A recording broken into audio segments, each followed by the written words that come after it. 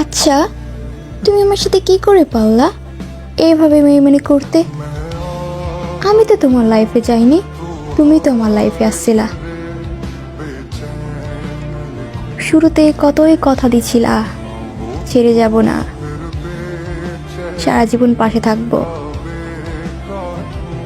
আচ্ছা, যে কথা রাখতে পারবে না সে কথা কেন দাও? কেন মিথ্যা ওয়াদা, মিথ্যা কথা, মিথ্যা আশা কেন দিলা?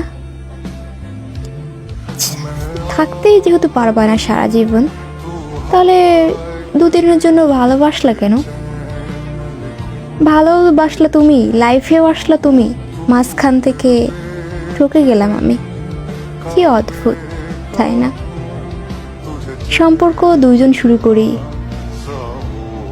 কিন্তু শেষে যে একজনকেই ঠকতে হয়।